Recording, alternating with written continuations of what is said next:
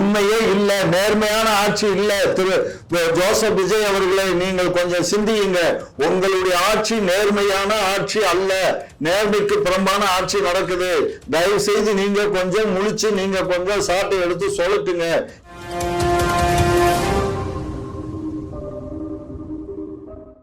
குக்கு செய்தி நேயர்கள் அனைவருக்கும் வணக்கம். இன்று நம்முடன் நேர்காணல் அளிக்க வந்திருக்கும் நபர் பார்த்தீங்கன்னா முனைவர் ஐயா காமாட்சி நாயுடு அவர்கள் தான். வாங்க, அவரிடம் கேட்பதற்கு நிறைய கேள்விகள் இருக்கு, அவரிடமே கேட்போம். ஐயா வணக்கம். வணக்கம். எப்படி இருக்கீங்க? நல்லா இருக்கீங்களா? நல்லா இருக்கு. நான் உங்ககிட்ட கேட்கறதுக்கு நிறைய கேள்வி யோசிச்சு வச்சிருந்தேன். ஆனா அதுக்கு முன்னாடி உங்களை பார்த்தோன்னு ஒரு கேள்வி யோசிச்சு வச்சிட்டேன். எப்ப டிவி கேல சேர்ந்தீங்கன்னு தெரிஞ்சுக்கலாமா?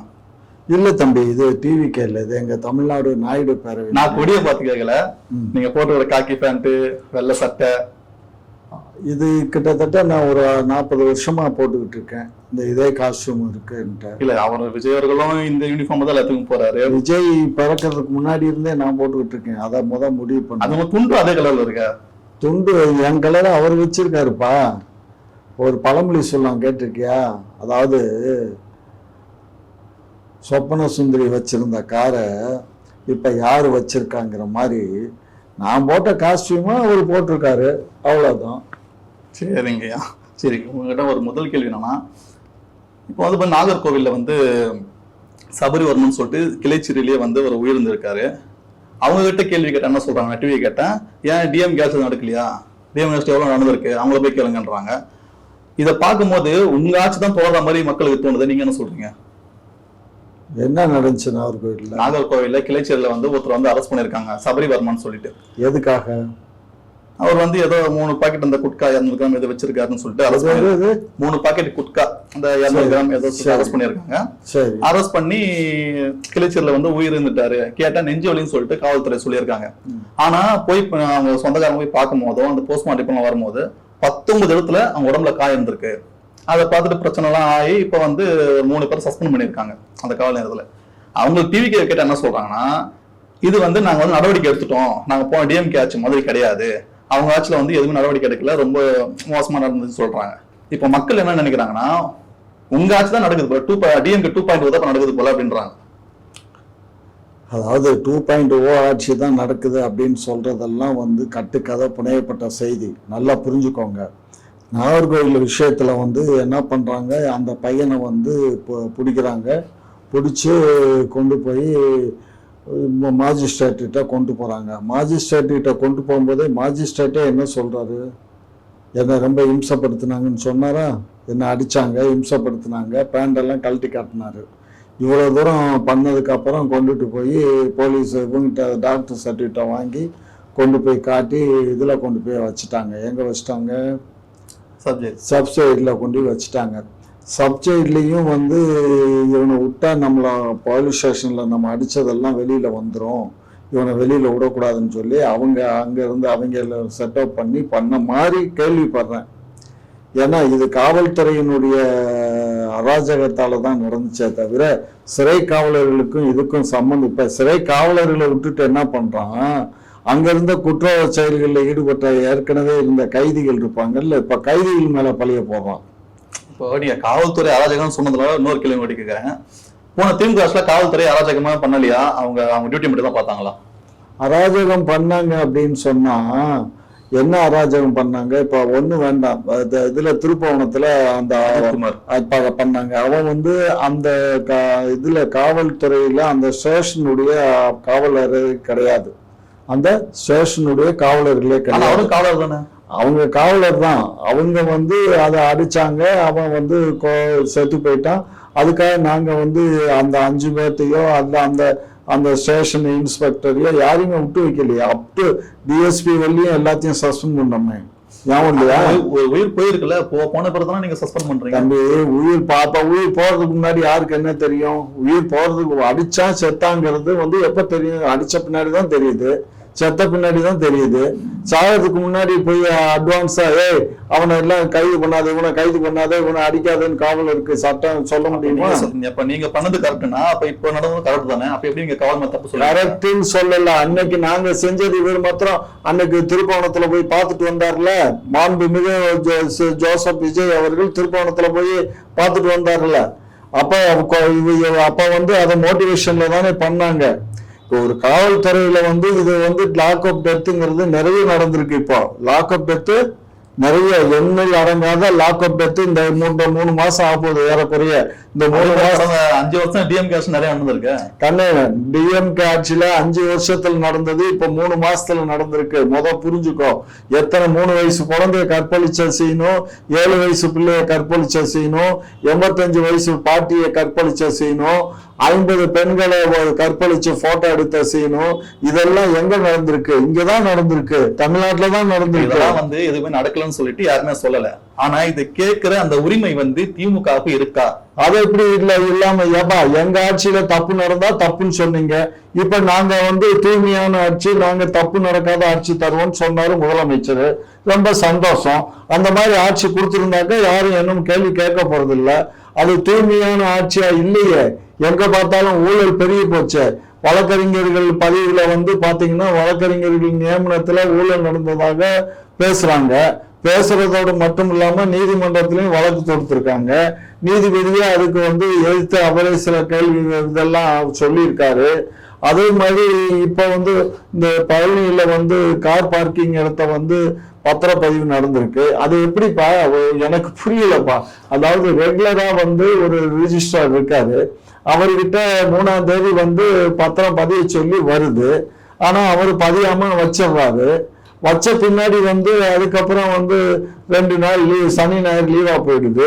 திங்கட்கிழமை இன்னொரு, அதுவும் கொடைக்கானல்ல பக்கத்துல அக்கம் பக்கத்துல இருக்க பொதுவாகவே ஒரு சப் ரிஜிஸ்ட்ரார் லீவ் போட்டாருன்னா அந்த ஆபீஸ்லயே இருக்கக்கூடிய ஹெட் கிளார்க்கு தான் இன்சார்ஜ். கோவில் நிலங்கள் வந்து பொதுவாகவே வந்து கோயிலினுடைய பராமரிப்புக்காகத்தான் அந்த நிலங்கள் தரப்படுது. அதை தனியார்களுக்கு வந்து விற்பனை செய்யறதுக்கு எந்த விதமான யோக்கியம் கிடையாது, எந்த விதமான அரசு ஜீவோவும் கிடையாது. அது ஒரு பக்கம் இருக்கட்டும். இது வந்து ஏற்கனவே திராவிட முன்னேற்ற கழக ஆட்சியில் 4-5 முறை வந்து பதிவு செய்யறதுக்காக முயற்சித்த போது அவங்க அதை வந்து தடுத்து கோர்ட்லேயே போட்டு ஒரு ஆர்டர் வாங்கிட்டாங்க. இந்த இடத்த வந்து நல்லாட்சின்றீங்க. டிஎம்கே ஆட்சி நல்லாட்சியா கெட்டாட்சியாங்கிறது சர்டிபிகேட் கொடுக்கறதுக்கு நான் அவ்வளோ பெரிய ஆள் இல்லை, புரியுதா? திமுக ஆட்சி நடந்த காலத்துல வந்து இவங்க அந்த இடத்த விற்பனை செய்யறதுக்கு முயற்சிக்கல. அதை வந்து தனியார்கிட்ட இருந்து பறிச்சு அதை கார் பார்க்கிங்க்கு விட்டாங்க, புரியுதா? தனியார் கண்ட்ரோல்ல தான் இருந்ததை இவர் மாண்புமிகு அப்போதைய இருந்த அறநிலைத்துறை அமைச்சர் அதை அவங்கள்ட்ட இருந்து பறிச்சு கார் பார்க்கிங்கா ஆக்குனாங்க. கார், ஏன்னா நிறைய கோயிலுக்கு வர்ற கார்கள்லாம் நிப்பாட்டுறதுக்கு இடம் வேணும்னு அங்க விட்டாங்க. இது மாதிரி பண்ணிட்டு இருந்த போது இப்ப இதை வந்து ஏற்கனவே பலமுறை வந்து ஐஜி லெட்டர் எழுதியிருக்காரு, டிஸ்ட்ரிக்ட் ரிஜிஸ்ட்ரார் லெட்டர் எழுதியிருக்காங்க, அந்த பர்டிகுலர் சப் ரிஜிஸ்ட்ரார் ஆஃபீஸ்க்கு இந்த டாக்குமெண்ட்டை ரிஜிஸ்டர் பண்ணக்கூடாதுன்னு. அப்படி இருக்கும்போது அந்த 2வது இதுல என்னன்னா, பொதுவாகவே வந்து ஒரு ரிஜிஸ்ட்ரார் லீவ்ல போனாங்கன்னா அதுக்கு வந்து அடிஷனல் சார்ஜ் பக்கத்துல இருக்கக்கூடிய ஒரு ரிஜிஸ்ட்ரார் ஆஃபீஸ் ஒரு 10 கிலோமீட்டர் 5 கிலோமீட்டர்ல இருக்கக்கூடியவங்கள கொண்டு வந்து போடுவாங்க. அப்படி இல்லை அப்படின்னா அவங்க ஆஃபீஸ்லயே ஹெட் கிளார்க்குன்னு ஒருத்தர் இருப்பாங்க. ஒவ்வொரு ரிஜிஸ்ட்ரார் ஆஃபீஸ்லயும் ஒரு ஹெட் கிளார்க் இருப்பாங்க. அவங்க தான் வந்து அந்த இதை வந்து ரிஜிஸ்ட்ரேஷனை பார்ப்பாங்க லீவ்ல போயிட்டாங்கன்னா. நான் இது பலது பார்த்துருக்கேன். பல ஆஃபீஸுகளில் ஹெட் கிளார்க்கே வந்து அந்த இடத்துல உட்காந்து அவங்களே ரெஜிஸ்டர் பண்றதை நான் பார்த்துருக்கேன். அப்படியெல்லாம் இருக்கையில அதெல்லாம் விட்டுட்டு அந்த ஆஃபீஸில் இருக்கவங்கலாம் விட்டுட்டு அக்கம் பக்கத்தில் 5 கிலோமீட்டர் 10 கிலோமீட்டர்ல இருக்கக்கூடிய சப் ரிஜிஸ்ட்ரார்கள் எல்லாம் விட்டுட்டு கொடைக்கானல்ல 50-60 கிலோமீட்டர் தூரத்தில் இருக்கக்கூடிய கொடைக்கானல்ல இருக்கக்கூடிய ஒரு சப் ரிஜிஸ்ட்ராரை கொண்டுட்டு வந்து இங்க வச்சு அந்த இதை வந்து ரிஜிஸ்டர் பண்ண வேண்டிய வேலை என்ன வந்தது. 3ஆம் தேதி வந்ததை அவர் ரிஜிஸ்டர் பண்ணா வச்சுட்டு போயிருக்காரு. ஏன் ரிஜிஸ்டர் பண்ணா வச்சிருக்காரு என்ன ஏதுன்னு கீழே இருக்க கிளர்க்குகளை கேட்க மாட்டாரா? அதுக்குதான் வந்து முதல்வர் விஜய் வந்து எனக்கு நெருங்கினவங்களே தப்பு பண்ணாலும் ஊழல் பண்ணாலும் நான் அமைச்சரை விட்டு தூக்கிடுவேன் அப்படின்னு சொல்லிட்டாரு. கண்ணு வாயில வடை சுடுற வியாபாரம் எல்லாம் அது மோடிஜியோட நிக்கட்டும். நம்மளுடைய மாண்புமிகு முதலமைச்சர் வடையில சுட வேண்டாம். அவர் சுட்ட வடையெல்லாம் ஏற்கனவே நிறைய ரோட்ல வித்துட்டு கிடக்காங்க மக்கள். இப்ப வந்து ஒரு 3 மாசம் வந்தாரு போனாருங்கிறதெல்லாம் பிரச்சனை. வந்த அன்னைக்கே வந்து ஒட்டுமொத்தமா தமிழ்நாட்டையே பத்திரம் பதிவு பண்ணி கொடுத்துடலாமா சொல்லுங்க? தமிழ்நாடு இது வந்து எவ்வளவு பெரிய, அதுவும் எத்தனை ஏக்கரா 2 ஏக்கரா போல இருக்கு.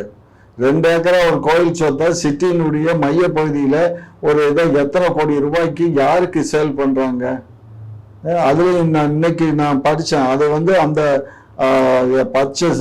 பர்ச்சேஸ் யார் மேல டாக்குமெண்ட்டோ அவருக்கு வந்து எந்த வித 10 லட்சம் ரூபாய் அவன் டாக்குமெண்ட் காஸ்ட். அவருக்கு வந்து அதுக்கு வந்து பணம் கட்டி இதுல தான் அனுப்பிச்சிருக்காங்க, ஆன்லைன்ல தான் பணம் அனுப்பிச்சிருக்காங்க. 2வது அவங்களுடைய டாக் ரிப்போர்ட் எல்லாம் பார்த்தா அவருக்கு வந்து 2 கோடியோ 3 கோடியோ கொடுத்து அந்த இடத்த வாங்குற அளவுக்கு சக்தி எல்லாம் இல்லை. இவர் பினாமியா தான் இவர் பேர்ல வாங்குறாங்க. ஸோ இவங்க பினாமியா வாங்குறாங்கன்னா ஒரு கோயில் சொத்தை வந்து அப்படியெல்லாம் பண்ண முடியாதுங்க. அப்படியே கோயிலில் வாங்கணும்னா கூட வந்து HRNC அவர் கமிஷனர் பெர்மிஷன் கொடுக்கணும். கவர்மெண்ட் HRNC நீங்க சொன்ன மாதிரி தவறு நடந்துச்சு. அந்த தவறுக்கு வந்து நடவடிக்கை எடுக்கணும்னு சொல்லி முதலமைச்சர் சொல்லிட்டார்ல, அதுக்கப்புறமா என்ன பிரச்சனை உங்களுக்கு? எப்பா தவறு நடந்துச்சு, எல்லாத்துலயும் இதே தான் நொட்டிட்டு இருக்க, எல்லாத்துலயும் இதைத்தான் சொல்றேன். தவறு 3 வயசு பிள்ளைய கற்பழிச்சு முள்ள தூக்கி போட்டா அதுவும் நடந்துச்சு, 7 வயசு பிள்ளைய கற்பழிச்சா அதுவும் நடந்துச்சு, 85 வயசு கிழவிய கற்பழிச்சா அதுவும் நடந்துச்சு. அவன் கட்சிக்காரன்னு அந்த 50 பேர்த்த இது பண்ணி போட்டோ எடுத்து இது ரேப் பண்ணி அவனை அரெஸ்ட் பண்ணிட்டோம். அவ்வளவுதான். எல்லாமே வந்து நடந்தது அப்படின்னா எல்லாம் நாங்க வந்து இப்பதான் வந்தோம்னு சொல்லி அடுக்கடுக்கா குற்றச்செயல்கள் நடக்குது.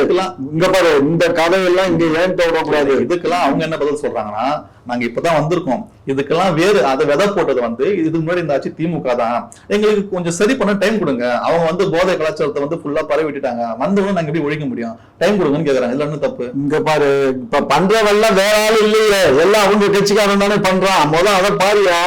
நான் என்ன சொல்றேன், பண்றவன் பூரா தாவேக்காரன் தானே பண்றான். எல்லாமே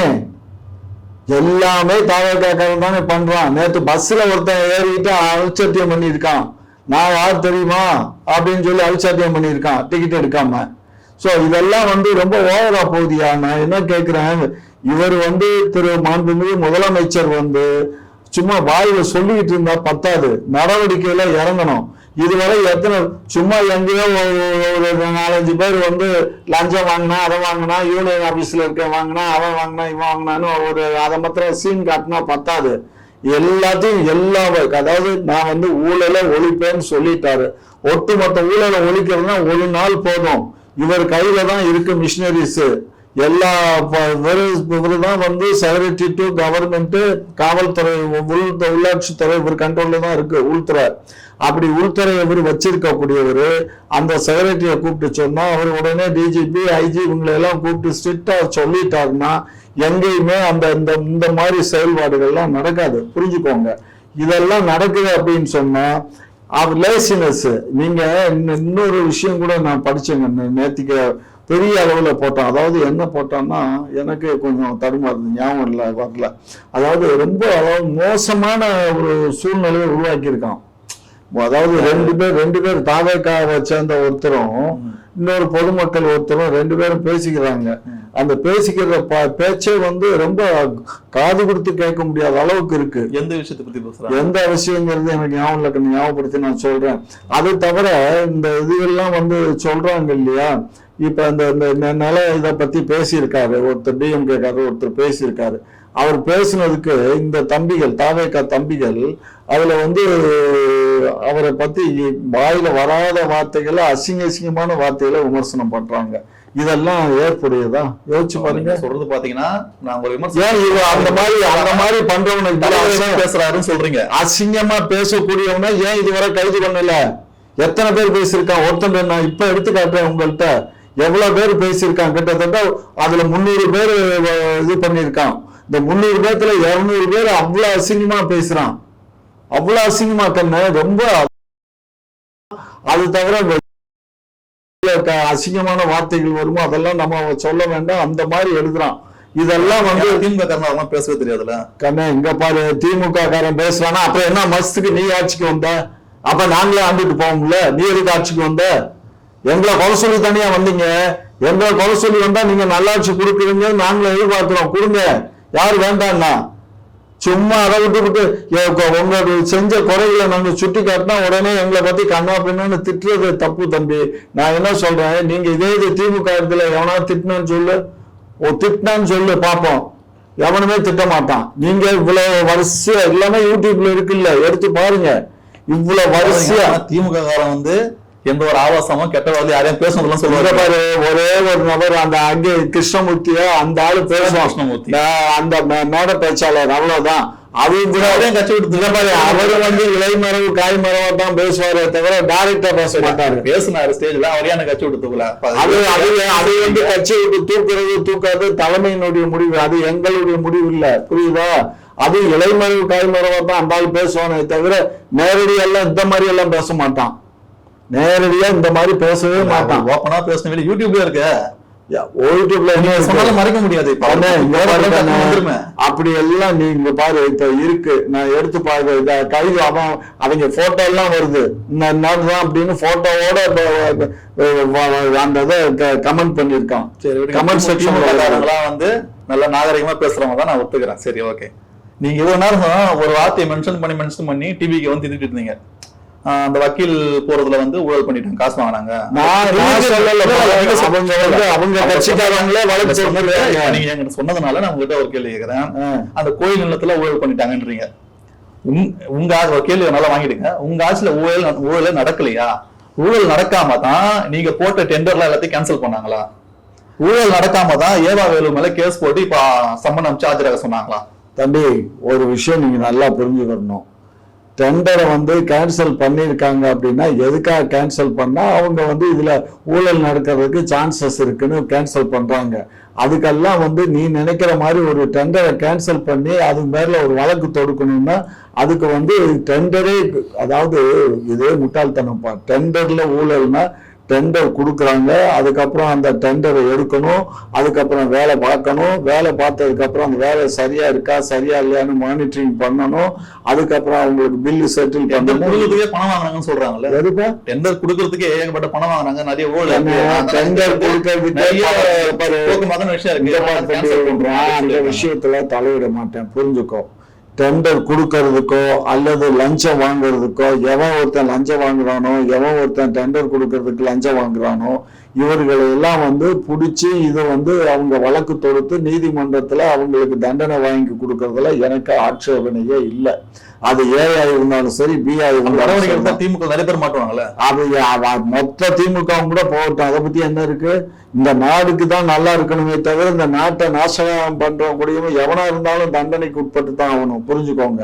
இது ஒரு சும்மா ஒரு நோட்டீஸ் அனுப்பிச்சிட்டா மாத்திரம் எல்லாமே நடந்துரும் நினைக்காத.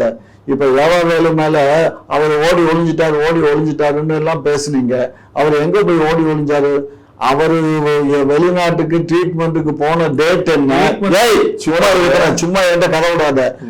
அவருக்கு நீ நோட்டீஸ் கொடுத்தது எப்ப? அவர் ட்ரீட்மெண்ட்டுக்கு போனது எப்ப? ட்ரீட்மெண்ட்டுக்கு போய் ஒரு வாரம் கழிச்சு தான் நீ லுக் அவுட் நோட்டீஸ் கொடுக்குற. லுக் அவுட் நோட்டீஸ் கொடுத்ததுக்கு அப்புறம் அவர் என்ன பண்றாரு? நான் வந்துட்டு இந்த மாதிரி இருக்கேன், நான் வந்த உடனே நான் வந்து அப்பியர் ஆகுறேன், ஒன்றும் ப்ராப்ளம் இல்லை, நீங்க நான் நேரடியா காவல் நிலையத்துக்கு வர்றேன்னு அவர் லெட்டர் கொடுத்துட்றாரு. அவர் வழக்கறிஞர் கொடுக்குறாரு இங்க அவர் மூலியமா, சரியா? அதுக்கப்புறம் அவர் அங்க இருந்து வந்த உடனே அதுக்கு இடையிலே அவர் வந்து வழக்கு ஒன்று தொடுக்கிறாரு நீதிமன்றத்துல. சுப்ரீம் கோர்ட் வரையும் போயிடுச்சு, ஹைகோர்ட்ல போட்டு சுப்ரீம் கோர்ட்டுக்கு போயிடுச்சு. சுப்ரீம் கோர்ட்ல என்ன சொன்னான்? இவருக்கு வந்து பாஸ்போர்ட் எல்லாம் முடக்கணும் அப்படின்னு கேட்டார். அதுக்கு அவன் என்ன சொன்னான்?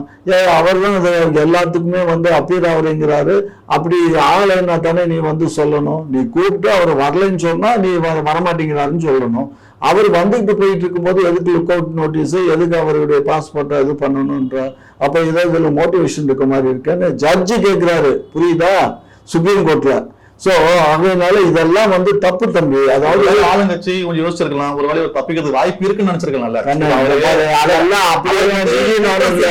சொல்ல வரல தம்பி, நீங்க ஒரு விஷயம் புரிஞ்சுக்கோங்க. நீங்களோ நானோ கிடையாது. இது வந்து ஒரு அரசாங்கம், ஒரு மாண்புமிகு ஒரு சீஃப் மினிஸ்டர், அவருக்கு கீழே இருக்கக்கூடிய 2ஆம் இடத்துல இருக்கக்கூடிய மிஸ்டர் ஆதவ் அர்ஜுனுடைய கண்ட்ரோல்ல வருது நெடுஞ்சாலைத்துறை. அந்த நீர்வழித்துறையும் அவர் கண்ட்ரோல்ல தான் இருக்கு. அதனுடைய அமைச்சர் தான் இருந்தவர் ஏவா வேலு முன்னாள். அவர் மீது ஒரு வழக்கு பதியிடும் சொன்னா அதுல சில சட்ட சிக்கல்கள்லாம் இருக்குங்கிறத பார்த்து தானே செய்யணும். குற்றம் சுமத்துவதுங்கிறது ரொம்ப ஈஸி தங்கம். அந்த குற்றத்தை வந்து நிரூபிக்கிறது ரொம்ப கஷ்டம். ஆனானப்பட்ட செந்தில் பாலாஜியை ஒத்துக்கிட்ட கேஸ். ஆமா, இவங்க என் பிய வாங்கிட்டான் பணத்தை, நான் அந்த பணத்தை திருப்பி கொடுக்குறேன், திருப்பி கொடுத்ததே தப்புன்னு சொல்லித்தான் அவர் மேல வழக்க. புரிஞ்சதா?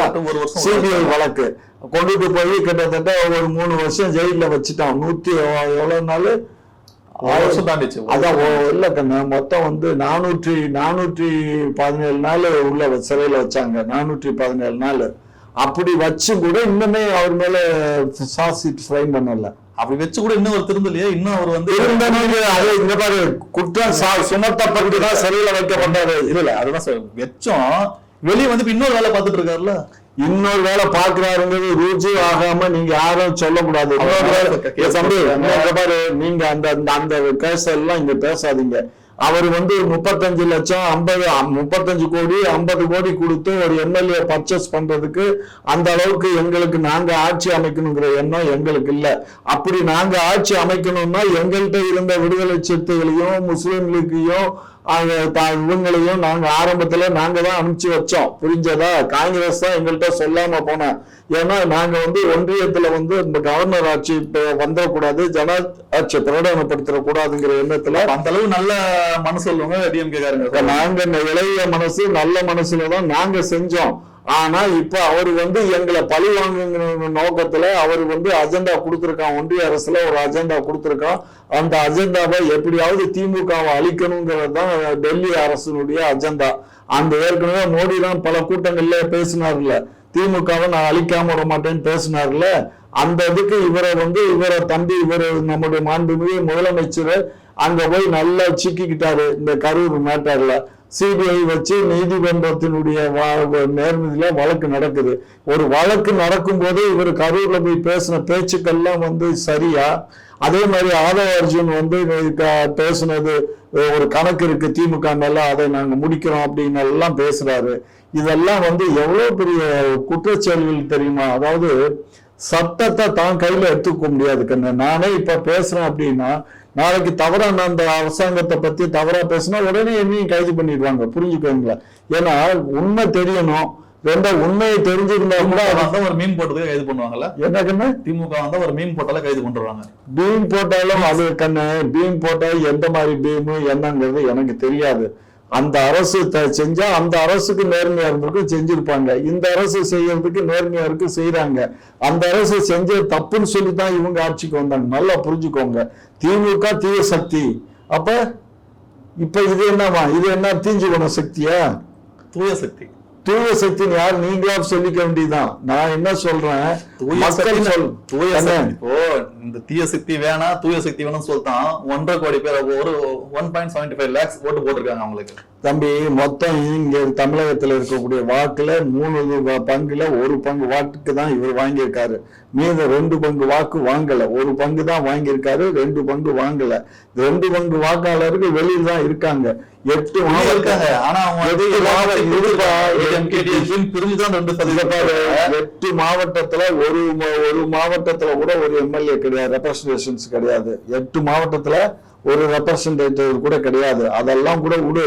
2வது இப்ப வந்து சோபாவை அனுப்பிச்சது, அதுக்கப்புறம் அந்த குதிரை பேரமோ ஒட்டோ பேரம்னு சொல்றாங்க. அதெல்லாம் நம்ம கண்ணார பார்க்கல. சோ இதெல்லாம் எந்த வழியில சேர்த்தி 2வது அன்னைக்கு 27 எம்எல்ஏ வந்து சட்டமன்றத்துல ஆதரவு கொடுத்தாங்க. அவங்க மீது வந்து கொறடாவுடைய அதிமுகவுடைய கொறடாவுடைய சொல்ல மீறி பண்ணாங்கன்னு சொல்லி நடவடிக்கை எடுக்கணும்னு சபாநாயகர் லெட்டர் கொடுத்தாரு, அக்ரி கிருஷ்ணமூர்த்தி கொடுத்தாரு. சோ அதன் பேர என்ன நடவடிக்கைன்னு இந்த நிமிஷம் வர தெரியல. 2வது அந்த 27 பேர்த்துல வந்தவங்கல இன்னைக்கு கிட்டத்தட்ட ஒரு 8 பேரை என்னமோ ராஜினாமா பண்ணிருக்காங்க. இந்த 8 பேர் ராஜினாமா பண்ணது எந்த ஜெயிச்சு வந்து அந்த இன்னும் இங்கு கூட மறையல. அந்த நாளுக்குள்ள 2 மாசத்துக்குள்ள 2 மாசம் இல்ல 15 நாளையில ராஜினாமா பண்ண. அம்மாவோட ஆட்சி நடத்துறாருல, அம்மாவோட ஆட்சி நடத்துறாருல இவரு. இங்க பாரு கண்ணு, அம்மா ஆட்சி நடத்துறோம். அம்மான்னா என்ன? இந்த அம்மா எந்த அம்மா? அந்த அம்மா ஊழல்வாதி இல்ல, அம்மா ஆட்சின்னு சொல்லாத. அம்மா கண்ணு இங்க பாரு, அந்த அம்மா குற்றவாளி. குற்றவாளி சுப்ரீம் கோர்ட்டால் அறிவிக்கப்பட்ட விடுவிச்சதா இல்லையா? விடுவிக்கல. யாரு சொன்னா? அவங்க இறந்ததுனால இந்த கேஸ் அவங்க சம்பந்தம் விடுவிச்சுட்டாங்க தம்பி. அதுக்கப்புறம் கேளு, குற்றவாளிங்கிறது குற்றவாளி தான். அவங்க இறந்து தண்டனையை செத்து பண்ணாரு என்ன தண்டனை கொடுக்க முடியும்? என்ன பேசுற? அவர் சின்ன பிள்ளை மாதிரி பேசுறீங்க. செத்து போயிட்டுதான் இது செத்து போட்டனால அவங்க கவர்மெண்ட் பாரு சிங்கா கொடுத்தாருல அதுதான் நிக்கும். பொதுவாகவே என்ன வழக்குனாலும் இங்க பெங்களூர் நீதிமன்றத்துல அவர் ஒரு ஜட்ஜு அவர் தான் சிங்கா தான் குற்றவாளின்னு சொன்னாரு. அதுக்கப்புறம் இன்னொரு ஜட்ஜு வந்தவர் அவரு குற்றம் இல்லைன்னு சொல்லி விடுதலை பண்ணாரு. அதுக்கப்புறம் மறுபடியும் சிங்கா மறுபடியும் அப்பீல்ல போச்சு. அப்பீல் போகும்போது என்னாச்சு, இந்த மாதிரி தான் குற்றவாளின்னு சொல்லி இதே சிங்கா சொன்னது ஊர்ஜிதப்படுத்திட்டாங்க. அதுதான் நிக்கும். புரியுதா? இதுதான் லீகல். ஆனா அவர் மேல தண்டனை இல்லை. ஏன்னா அவங்க இறந்துட்டாங்க, அவங்களுக்கு தண்டனை இல்லை. அவங்க உயிரோட இருந்தா சிறைக்கு போயிருக்கணும். புரிஞ்சுக்கோங்க. சில விஷயங்கள் அரசியல்ல நாகரிகம் கருதி நம்ம அப்படி வேணா சொல்லலாமே தவிர விஷயம் ஒண்ணுதான். நீதிமன்றம் அவங்க குற்றவாளி தான். அது ஒரு முறை 2 முறை இல்லை 3 முறை. ஏற்கனவே டான்சி வழக்குல ஏற்கனவே அவங்க தன்னுடைய முதலமைச்சர் பதவியை இழந்து மறுபடியும் ஆண்டிப்பட்டியில நின்று நானும் தேர்தல் பிரச்சாரம் பண்ணவன் தான். ஆண்டிப்பட்டியில பிரச்சாரம் பண்ணி அந்த மாதிரி ஜெயிக்க வச்சேன். இதெல்லாம் வேற கதை கண்ணு. முன்னாடி உங்க தாய் வீடு அதிமுகன்றீங்க. ஒரு விஷயம் நல்லா புரிஞ்சுக்கோ. குற்றங்கள் செய்யறதுங்கிறது இயல்பு. அந்த குற்றங்களை திருத்திக்கிட்டு குற்றங்கள் நடக்காம ஆட்சி பண்றதுதான் நேர்மையான ஆட்சி தர இயலும். இப்ப தம்பி நம்ம மாண்புமிகு ஜோசப் விஜய் 2-3 மாசம் தான் ஆகுது, 2.5 மாசம் ஆகுதுன்னாலும் அவருக்கு போதும். ஒரு சீஃப் மினிஸ்டர் எப்ப அவரு எப்படி துள்ளி பேசுறாரு, எப்படி பேசுறாரு, ஒரு முதலமைச்சர் மாதிரியா பேசுறாரு, ஒரு சினிமா நடிகர் மாதிரி பேசுறாரு. அது அவர் ஏதோ ஒரு திரைப்படத்துல ஒரு கட்டிங் எடுத்து போட்ட மாதிரி. எதுக்கு சொல்றோம்? மாண்புமிகு உயர்வையான ஒரு உயர்ந்த பொறுப்புல இருக்கவருக்கு தான் மாண்புமிகுன்னு சொல்றோம். அப்படிப்பட்ட மாண்புமிகு திரு சி ஜோசப் விஜய் அவர்கள் இந்த மாதிரி பேசுறது ரொம்ப கேலிக்கூத்தான விஷயம். அதே மாதிரி இப்போ இன்றைக்கு எங்க பார்த்தாலும் இந்த சபாநாயகர் வீட்டுல போனா பூரா அல்லலையா தான் உட்காந்துருக்கானா. ஜபம் தான் நடக்குதான். எங்க பார்த்தாலும் அவரை பார்க்க 100 பேர் வந்தா 70 பேர் பூரா அந்த அல்லலையா கிறிஸ்துவர்கள் தான் உட்காந்துருக்காங்க. கிறிஸ்துவர்கள் தான். ஏன்னா அதுக்காக உட்கார கூட இடம் இல்லாம அவரை பார்க்க கூட பேச முடியாம அந்த அளவுக்கு மோசமா இருக்கா. நான் இப்பதான் சொல்லிட்டு போறாரு ஒருத்தர், இவ்வளவு மோசத்தை நான் எங்கேயும் பார்க்கல, இதெல்லாம் முதலமைச்சருக்கு நீங்க பேசுங்க, அவருக்கு காது எட்டட்டும். ஒரு சபாநாயகர் வீட்டுல போய் அவரை பார்க்கணும், ஆபீஸுக்கு போனா அங்க போனா எல்லா இடத்துலயுமே ஜபன் வேலை தான், நான் ஜபம் நடந்துகிட்டு இருக்கு அப்படிங்கிறாரு. அவர் கண்ண அவரோட மதம் அவருடைய மதம்னா அவரு அரசுக்கு சொந்தமாயிட்டாரு. இப்போ நீ நினைக்கிற மாதிரி இல்ல. அவர் தமிழ்நாட்டு மக்களுக்கு சொந்தம். தமிழ்நாட்டு மக்களுக்கு சொந்தமான ஒரு சபாநாயகர் 24 மணி நேரமும் ஜபம் பண்ணிக்கிட்டு உட்காந்துட்டு இருந்தாருன்னா இந்த நாட்டை எப்படி கண்ட்ரோல் பண்றது? இந்த சட்டமன்ற எம்எல்ஏக்கள் கூட அவர் கண்ட்ரோல். அவர் சிந்திச்சு ஒரு முடிவு எடுத்து எல்லாம் பண்ணணும். ஏற்கனவே இந்த 27 பேருக்கு கொடுத்ததை இன்னும் பண்ணவே இல்லை. இதெல்லாம் ரொம்ப தவறு கண்ணு. அதை பத்தி ஏதாவது சொல்லியிருக்காரா? இன்னுமே சொல்லலையா? அப்ப இதுல இருந்து என்ன நடக்குது? ஏதோ சம்திங் ராங், அவ்வளவுதான்.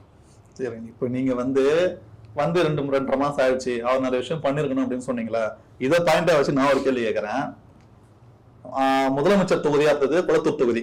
அவர் அதுக்கு முன்னாடி எம்எல்ஏ வந்தாரு. ஆனா முதலமைச்சரா 5 வருஷம் அந்த தொகுதியில் இருந்தாரு. நேற்று VS பாபு அவர்கள் அந்த இடத்துல துணை பாஸ்போர்ட் அலுவலகம் சொல்லிட்டு ஒரு அலுவலகம் ஓபன் பண்ணாங்க. அதை ஓபன் பண்ணும்போது VS பாபு அவர்கள், அப்புறம் அந்த மேயர் அவர்கள், இவங்க எல்லாரும் நாடாளுமன்ற உறுப்பினர் அவர் எல்லாம் போயிருந்தாங்க. போயிட்டு அதை ஓபன் பண்ணி வரும்போது ஒரு கேள்வி கேட்கறாங்க, நீங்க என்னென்னலாம் இருக்கு, என்னென்னலாம் பண்ணிருக்கீங்க, என்னென்னலாம் சரியில்லைன்னு கேக்குறாங்க. அது என்ன சொல்றாங்கன்னா, ரோடு சரியில்லை, லைட்டு சரியில்லை, போதை பழக்கம் நிறைய இருக்கு, இந்த இடத்துல எதுவுமே பண்ணல அப்படின்றாங்க. அப்போ நீங்க 2.5 மாசத்துல இது பண்ணல நீங்க சொல்றீங்க. அப்ப 5 வருஷம் முதலமைச்சர் தொகுதியா இருந்தீங்கன்னா அதுல நீங்க எதுவும் பண்ணல? இப்ப அந்த தொகுதி கரண்ட் எம்எல்ஏ VS பாபு சொல்லியிருக்காரு. VS பாபு அவரு எங்க குட்டையில ஊர்ன மட்டை எங்க கட்சியினுடைய அவரு மாவட்ட செயலாளர். எங்க மாவட்ட செயலாளருக்கு தொகுதி சீட்டு கொடுக்கலைங்கிறதுக்காக கட்சி மாதிரி அங்க போய் நின்று தேர்தல் நின்றவர். அந்த தொகுதியில எவ்வளவு அருமையான வேலைகள் பண்ணியிருக்கோங்கிறது போக போகத்தான் தெரியும். இன்றைக்கு தமிழகத்திலேயே முன்னாள் முதலமைச்சருடைய தொகுதி அளவுக்கு சீரோடும் சிறப்போடும் செய்யப்பட்ட தொகுதி வேற எந்த தொகுதியும் கிடையாது. அவ்வளவு அருமையா செஞ்சிருக்காரு. வேணும்னா வாங்க, நான் வந்து உங்களை ஒரு கார் எடுத்துட்டு உங்களை கூட்டிட்டு போறேன், கேமராவோட வாங்க, எல்லாத்தையும் சுத்தி காட்டுறேன், அவர் தொகுதி பூரா பாருங்க, எதுல எங்கேயாவது குறை இருக்கான்னு பாருங்க, குறை இருந்தா சொல்லுங்க. சும்மா வாயில வட சுடுற வியாபாரத்தை தயவு செய்து அவர் ஒரு தொகுதியோட எம்எல்ஏ, அவர் ஏன் பொய் சொல்லணும்? கண்ணே, பொய் சொல்றதே வேலையா வச்சுட்டு உட்காந்து இருக்கானுங்க. அப்ப என்னமா பேசிட்டு இருக்க? இப்ப பொய் பேசலாம் அவங்க வேலையே, உண்மை பேசல, உண்மையே இல்ல, நேர்மையான ஆட்சி இல்ல. திரு ஜோசப் விஜய் அவர்களை நீங்கள் கொஞ்சம் சிந்தியுங்க. உங்களுடைய ஆட்சி நேர்மையான ஆட்சி அல்ல, நேர்மைக்கு புறம்பான ஆட்சி நடக்குது. தயவு செய்து நீங்க கொஞ்சம் முழிச்சு நீங்க கொஞ்சம் சாட்டை எடுத்து சொல்லட்டுங்க, இரும்பு கரம் கொண்டு அடக்குங்க. ஏன்னா முதல்வர் சரியா இருந்தா தான் மற்ற அமைச்சர் பெருமக்களும் மற்ற கட்சி தொண்டர்களும் சரியா இருப்பாங்க. எங்க பார்த்தாலும் உங்க கட்சி தொண்டர்கள் மீது தான் வருது. நாங்க சொல்லல, நீதிமன்றங்கள் சொல்லுது.